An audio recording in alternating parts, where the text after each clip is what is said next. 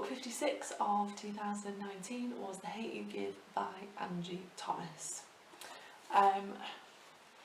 My friend bought me this book for my birthday, I think, or Christmas, one of the two, and I wanted to like it because it was a present, but I didn't really kind of like warm to it that much, mainly because of my own personal preference for what I like to read. If you've watched any of my other kind of reviews, you'll know that I'm not a fan of books from the viewpoint of children. I've read so many recently, and I'm just like, I just want some adult kind of sophisticated like thinking, and you won't get this with this. Basically, it is a 16-year-old girl called Star, and she is growing up in quite a dangerous area, shall we say, what some people might term the ghetto, or becoming a ghetto at any rate. There's a lot of gang warfare going on, different gangs against each other and people being caught in the crossfire. I think this is something which is well kind of documented in the media in various places in America and various places in England as well, like London and Liverpool and Manchester back in the day. So it's kind of representing living amongst that. It's quite, Angie Thomas is quite good because she demonstrates how you can live a normal life amongst that.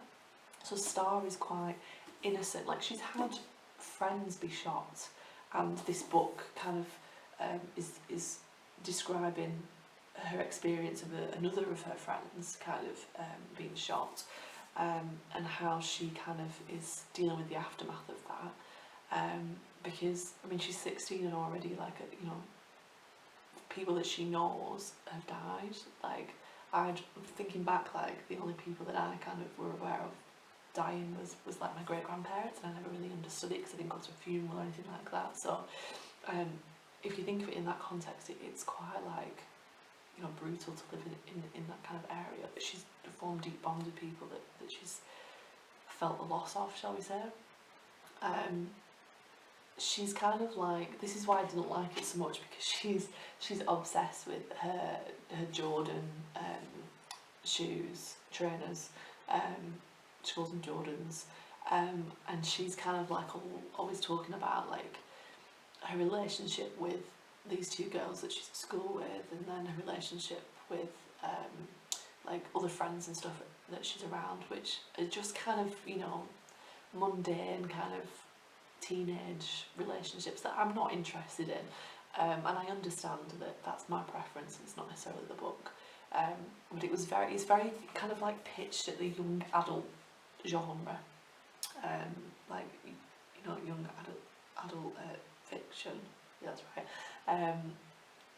And that's like, whilst I love that in the sense of like Divergent and Hunger Games, that feels like they're probably the same age as what she is, but yet they are a lot more grown up, whereas she is 16, she's acting like a 16-year-old, I think, and so it wasn't kind of for me in that sense. What's interesting is there's a lot of themes. It's almost like a book that you would suggest for like GCSE students to read, because there's a lot of themes in there that they'd probably be able to write a GCSE paper on. So for example, the systemic racism is brought up a lot, particularly police brutality in response to that, stop and search kind of related issues, and Black identity is another thing that's brought up, particularly in the sense of, like, I've read Michelle Obama's autobiography, and I listened to Red Table Talk with the Smiths, and it's interesting that people talk about like Black identity in the sense of the way that they talk is seen as kind of almost like uneducated, but if they were to speak educated, then they would be viewed by the black community as being white. So there's kind of like that thing of like, I think it was in Michelle Obama's autobiography, someone said like, why are you talking like a white girl? Because she was talking in an educated way. Not to say that black people are uneducated, but the way that they talk, because obviously it's a white bias, you know, white privilege bias kind of attitude towards it. There's nothing wrong with speaking in a black way,